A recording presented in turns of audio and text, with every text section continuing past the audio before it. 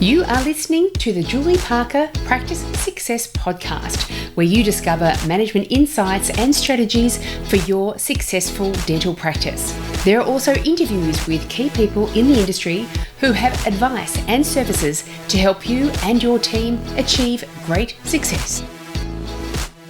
Welcome to this episode of the Julie Parker Practice Success Podcast. And I have my returning guest, Dr Harry Marget from East Bentleigh Dental Group here in Melbourne, Victoria, where I come from. Welcome again, Harry. How delightful to have you. It's an absolutely great pleasure to be in your company again, Julie, at any time. And especially when we get to talk like this and talk about things of mutual interest. And I know that your history in the industry will be familiar with this topic. That is the topic of what I call hyperdelegation. I'm intrigued. Over the years, when I was initially talking to dental practices about success and how they achieve this success, there were two types of success that we could clarify. There was the obvious one, which was the monetary success, which everybody seemed to more or less get. And then there was another one called clinical success, which they sort of got in a very awkward sort of a way.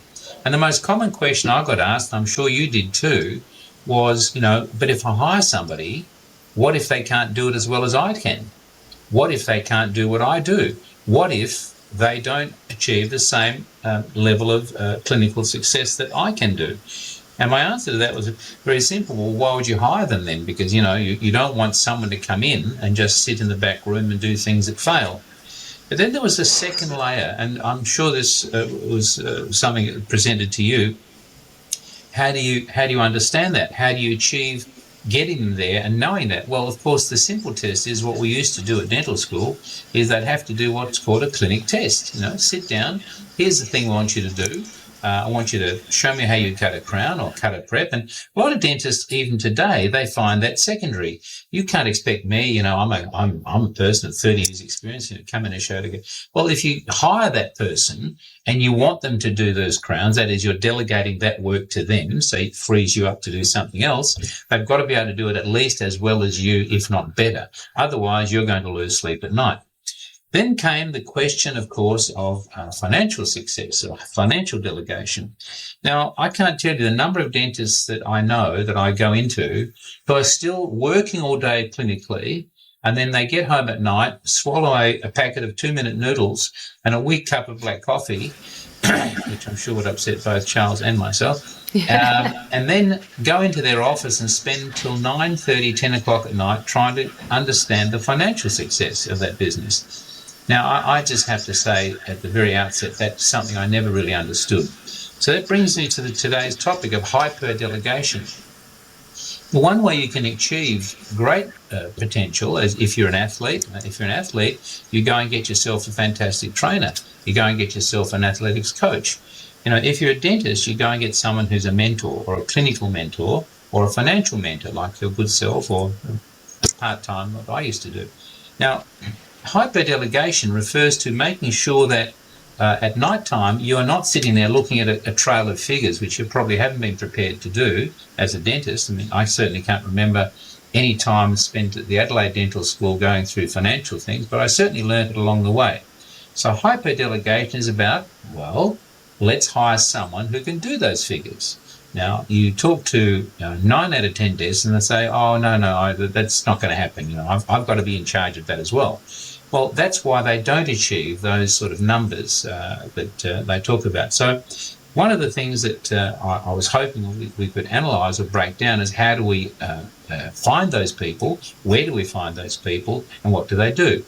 Now, over the years, I've had several people in that role, and the latest person that I've had in that role is a very interesting person indeed. And why? Because they come from industry. They come from industry. They don't come from the dental industry. They come from the skincare industry, which actually where I've just been getting a large piece of skin cut off my leg. Just had a big nasty SSC removed from the outside of my leg. So this is a person who, when we're interviewing, we're looking for someone to be a business manager, okay?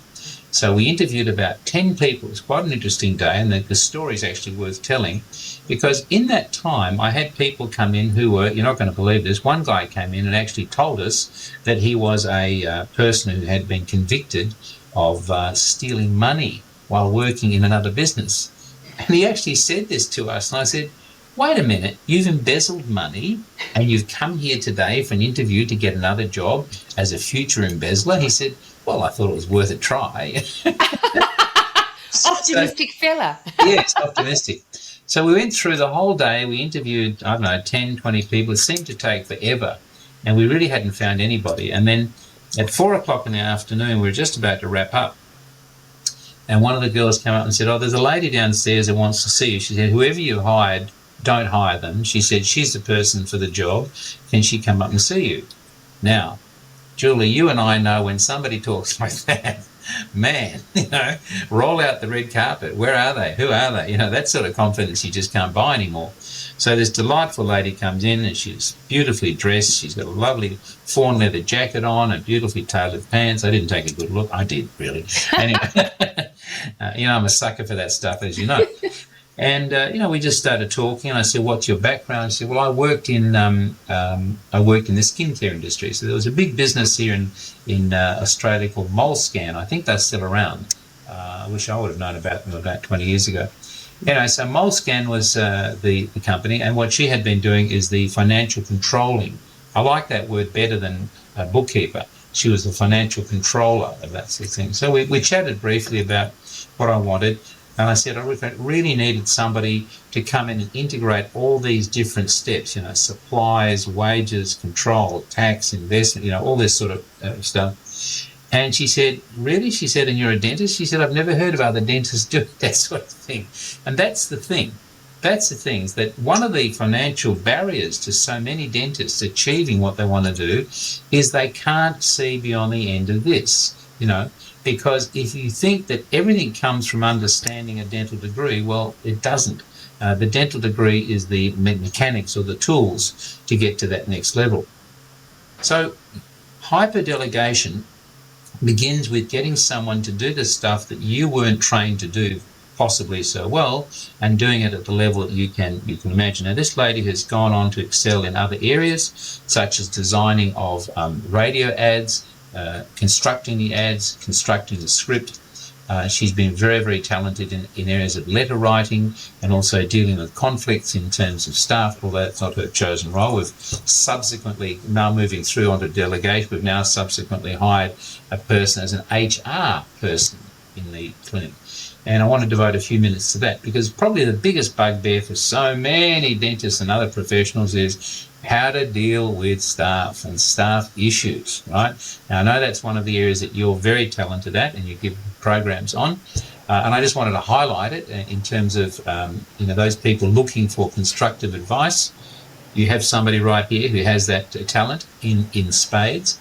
But what we decided to do, because of the size of our organisation, was to have somebody there permanently.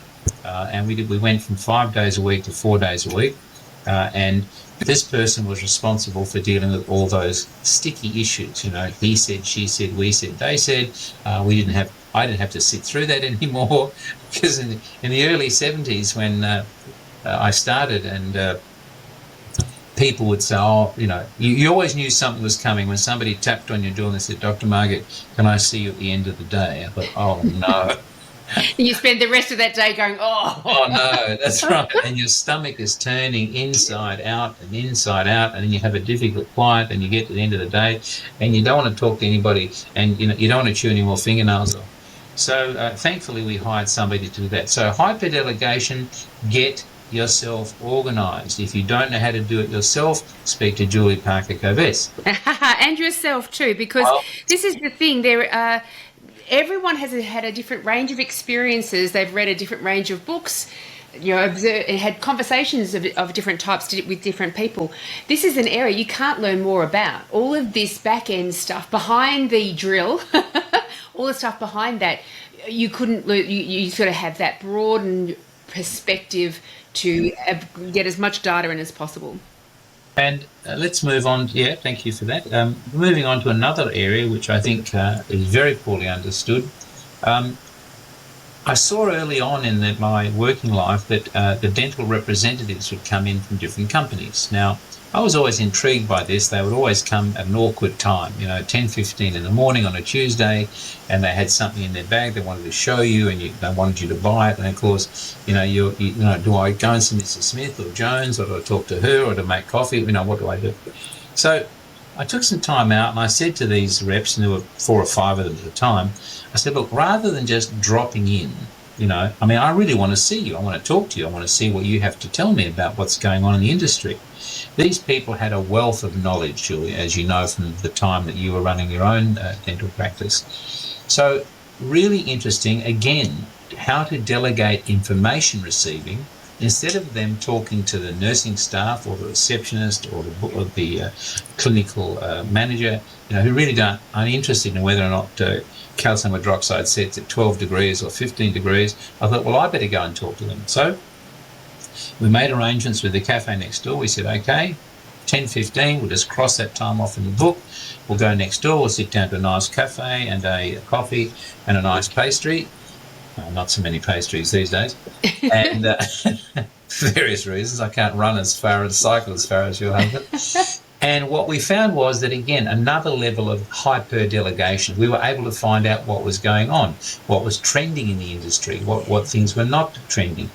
We were able to look for staff. We were able to hire dentists. We found out where there were people who were looking for work. Now, if you don't make the time to learn that sort of thing, how on earth are you going to find out? So once again, another level of delegation is don't delegate seeing the reps to the clinical manager. Go and do it yourself, okay? Because after all, you're the one who's going to be using these things. And the end product, Julie, is you get to find out so much more information. We have reps from 2 major companies, 3 now, that come and see us, and those girls are just wealth of information all the time. They become your ear on the ground, don't they? Exactly. Yeah. We do tend to talk a lot about football, but you can't help that when you have they support awkward teams like St Kilda Saints. Never mind.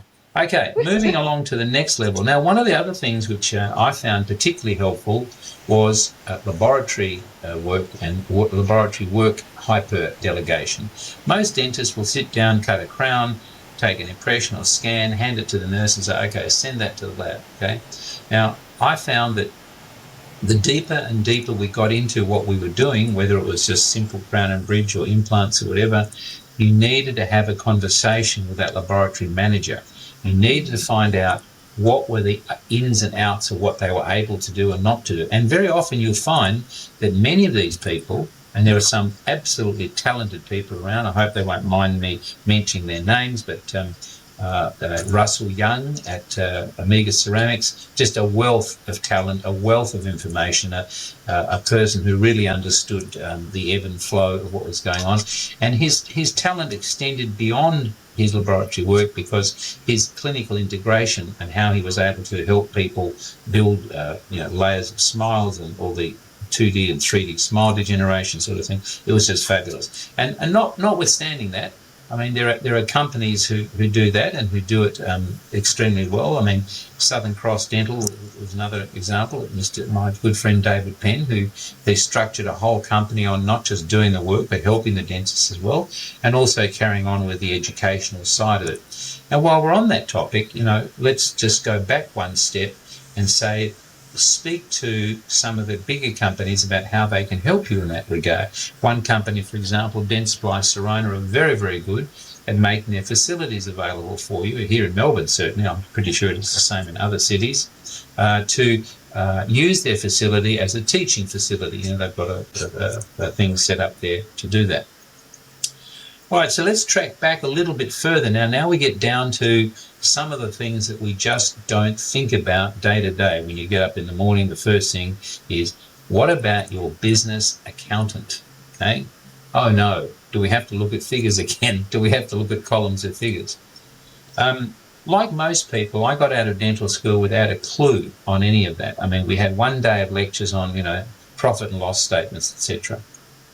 I think you can invest a lot of time and a lot of money in searching and looking, and that's fine. Do that by all means. But what you need to find is someone who's tuned into what you're doing. And what do I mean by that? Most dentists, certainly in the last few days that I've spoken to, who are working in, I say this in a hushed voice,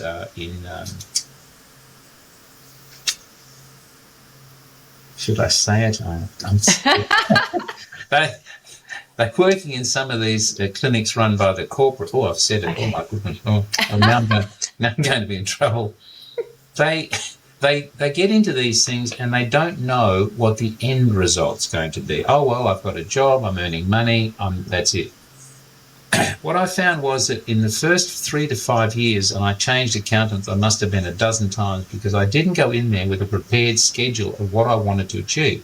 I said that when I finally woke up and knew what I wanted to do, I said, look, I don't want to spend the rest of my life, although I'm still working in dentistry, but I said, I want to know what the end result will be, the end outcome will be. So he said, well, what are you talking about? So I was very, very clear. Most dentists don't do this either. I said, I wanted to have a bit of money in shares. I wanted to have some money in a property. I wanted to have some money in other investments, such as healthcare and even gold and silver investments, and structure something along those lines. Now, I guarantee you, if you got 20 dentists together in a room today and said, what is your long-term goal investment portfolio? Most of them would just shake their heads and say, I don't know. I guess I'll just bumble along until I get there. So once again, hyper-delegation, what do we mean by that? So go to the accounting firms. Go and talk to some of the bigger accounting firms and see who they have on their books. Do they have people who specialise in dentists and doctors? Go and see someone at the Law Institute. You may need a lawyer, unfortunately. I think all of us do from time to time. Thank God your husband is one. And last, certainly, but not last of all, but certainly by no means last of all, go and talk to someone at a bank. Now, let's talk about that for a few minutes, because this really, really surprised me. Most dentists and doctors get out of dental school, they have a bank account, usually from high school or from primary school, whatever. Their mum puts some money in it. Great idea. Not. Because when you go into business, and dentistry is a business, as we keep saying, and we will say over the next few weeks in meetings on our podcast, you need someone with business brains to help you with that. Now, I was with a bank. I thought I was with a bank that lent money and helped me get loans and helped me get leases on cars and equipment, etc. And yet, did I know there was another level of banking? No. How did I find out? By accident. I'm driving down a street. This is shortly after I managed to get myself divorced, and I was looking around for what I was going to do with my life. And I see a huge sign on a property in East Bryden. And what does it say? Do you want this house? Then you need to call me at the ANZ Private Bank. I thought, what? Private bank? What's that? Private bank? Never heard of it before. Have you heard of it, private banking? Never. No. Well. And my sister worked at the ANZ Bank, and I still hadn't heard of it. Right. Well, here's something extremely valuable to know, and I think a lot of dentists and doctors are going to love this. So I ring this number. Now, he specifically asked me not to mention his name, so I won't mention his name. We'll just call him Johnny Smith, okay? And so the phone gets picked up, and Johnny talks like a machine gun. Yeah, what do you want? Hello. I said, I just saw the sign, and he said, have you got any money? I said, no. He said, get in here. I said, and then he hangs up, right? I thought, wait a minute, who was that? So I ring again. And I said, get in where? He said, read the sign. And he hangs up again. So I get out the car and I go and have a look, and it's, this address in Collins Street in the city. I thought, how the hell am I going to get in there today? It's a business day. There's no parking. Anyway, I parked the car, hopped on a tram and went in there. So I get in there about 10 minutes to 1, and I go upstairs and I said, I'm here to see Johnny Smith. She said, who are you? I said, I spoke to him on the phone a couple of times. Oh, yes. He said, go into that room there. There's a pen and paper there, and start writing down all your assets. I said, I won't need much paper, and I certainly won't need So I start writing, minimal, this and this and that. Anyway, so finally the door bursts open and this guy comes flying in a 3-piece suit. And he says, what are you? Who are you? What do you do? Da, da, da. I said, anyway, he says to me, he looks at me and he said, you haven't got any money, have you? I said, no. He said, don't worry about it. He said, come and see me in a couple of days. 2 days go by. I waltz in there again. He hands me all these sheets of paper. He says, sign here, here, here, and here.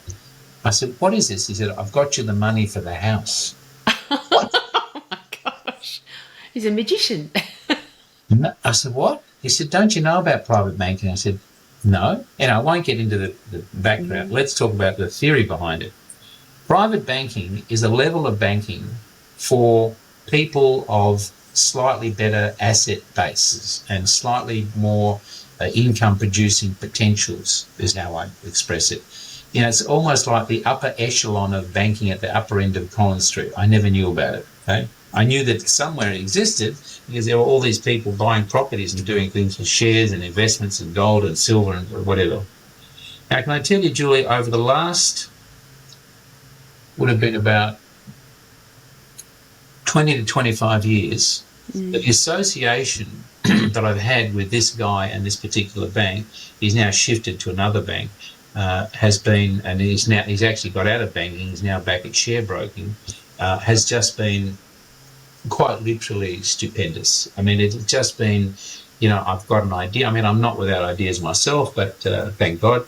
But, you know, when I go to him and I say, can we do this and that or this or that, he'll say, yeah, we can do this and that. And let me just say that what I've noticed is that by being at private banking, more and more doors open. You know, like if I wanted to purchase a house and I didn't have quite enough funding, you put together the right program at private banking, you could achieve things. Not only that, but he has also been a wizard, absolute wizard on the stock market. I mean, for someone, I mean, I love all that sort of stuff, but I just don't know enough about it. I mean, I don't get into a lot of the dangerous stuff, you know, the franking, but this has been things. So the point I want to make here again, this is again about super delegation. You know, yes, you can go to a bank. You can go to the corner bank and see Mr. Ern Thomas, you know, who spent 38 years as a teller and now he's the bank manager and he hates everybody and he hates because he's specially married to Margaret and, you know, Margaret hates him. Sort of thing. Oh, a news bulletin, Julie. Today in Australia, a British tourist was bitten on the leg by a shark. He survived. The reason is he's not too worried because he's only been married a short time. I never. Okay, so super delegation. Go and look for the sort of person you need for your investment or your practice or your level of banking that you want to get to. You want to be involved in property and in shares. You may need a new level of super delegation type person. Now, the last area that I wanted to process through was the one that I'm sort of a little bit challenged about right now, and that is what are you going to do with yourself when you get to the end of your professional working life? Oh, you know, people said to me, you'll play golf, you know, you'll work in your vineyard, you'll look after your bees, you know, you'll go and do some charity work. Well, yesterday, I better not mention the name for sure. I got a phone call from somebody and they said, oh, you know, you said you'd like to do some volunteer work at our organisation. I said, yeah, great, you know. So I went down to this place just not far from here and I can't mention the name. And I go in and I said, what do I do? She said, well, put on this shirt and you'll go and stand behind that counter and when people come up and they want to buy this shirt or this piece of wood or, you know, this salt and pepper shaker, you tell them how wonderful it is and you sell it to them. I said, that's it? That's it? You're a natural salesperson. Yeah. That shouldn't be hard at all. Yeah. I said, can I do any upselling? You know, can I sell them another salt and pepper shaker as well? And she looked at me like this, you know, she did the whole, you know, thing with the glasses, you know. No, that's not how it works here. I said, oh, I see. I said, but wouldn't it be better for the organisation if I was to sell more? She said, no, that's not how we work here. I said, okay, all right, well, okay, let me have another go at another stand. So I went across the counter to do something else. So get back to the point, Harry, hyperdelegation, super delegation. I thought by going in there and offering to do more, they would be happier with that. They weren't. So here's a tip. If you decide to do volunteer work, just do what they say and don't do too much. Anyway, I'll revisit that a little bit later. One other additional topic which I think is relevant to this lately, I'm sure you've had it too, Julie. I've been having a lot of people come to me and tell me that they feel burnt out. Okay, I'm starting to think about what it was like for me when I was 43, 44. It's a very difficult time. It's almost like a cycle that every dentist goes through. They work their pants off from the time they graduate to around about that time, and then for some reason or other in the mid-40s, either they get a brain freeze or they get a something. They just suddenly just lose the passion and the interest for doing what they're doing. Lucky for me, as I've said to you privately and with our discussions when we have our get-togethers, I was always more interested in what I could do for other people rather than just myself. But I also found that I was more interested in the business of dentistry rather than the doing of the dentistry. I know there are dentists who are so passionate about, let me get my high-speed drill and show you how I do a crown. I said, okay, great. Let me get my high-speed drill and show you how I invest $20 and make it $40. Anyway, that was something. So think about what you're going to do when you get to the other side of it. And of course, one of the best people to talk to is your husband. Yeah. Because he's absolutely transformed himself so many times and on many, many occasions. That sort of covers most of the stuff that I wanted to talk about today on delegation and superdelegation. And then going forward, I've got some new material that I'm preparing for us on the other topics I sent you, which would be about how to build a certain level of dental practice. I think I've forgotten one area. May I just include? Please. One of the things that we really have to have down pat in our working life is insurance. Okay, it's a horrible word, but we need to have that prepared in advance. Now, leaving dental school, I was given the usual MLC papers and AMP papers, and just to sign that, sign this, do that. Go and see a broker. Go and see a broker. I learnt the painful way that when I had all my health issues, had I not been involved in getting proper health insurance advice from a broking firm, it doesn't matter what it would have cost me, because if somebody says to me, you're going to have a couple of stents put in, it's going to be $55,000, when shall we book you in? Wait a minute, I better go and see if I've got the money. You have to be prepared for that. Now, insurance brokers, there are lots of them around. I can certainly mention one. Shall I mention a name? Yes, please. Okay, well, Honan Insurance are a multifactorial level company. There are some amazing people there. I use a guy called Daniel Reed. He's amazing. I can't recommend them enough. They will go to the end of the earth to do things for you, no matter what. And all of us know we have those things that happen. Your car breaks down, your house catches fire. Your bees get out, your water tank breaks. The list goes on and on and on. Make sure that you just don't take the first person that you see. Go and see someone in the broking business and super delegate. Get someone really, really at the top of their game. Yeah. I love it. It's such a wonderful concept, because I love your insight at the very top of this episode that you're not just delegation is just getting somebody else to possibly get that task done to the same ability as you. But the super delegation, the hyper delegation, look for the absolute experts, the ones that have got a lot of wisdom around what they do. They've been doing it for a long, long time. And what you end up doing, if you employ A-class or delegate to A-class types of people who are so much more skilled in that area than you, you're going to get A-class results, not just the normal results. And I've heard Charles say so often, if you want to have, a different level of success, you've got to do things to a different degree to everybody else. But you don't have to have all the skills yourself. No, I couldn't. That's a wonderful acclimatization. It's you need to know, and we all know this. We know that there are some people who do certain things at a very high level. Like I've had a couple of piano teachers. The one that sticks in my mind is the elderly Hungarian. Charles would love this Hungarian gentleman. Jenő Kolász. And he would come in and he'd say, Today we will play like Chopin.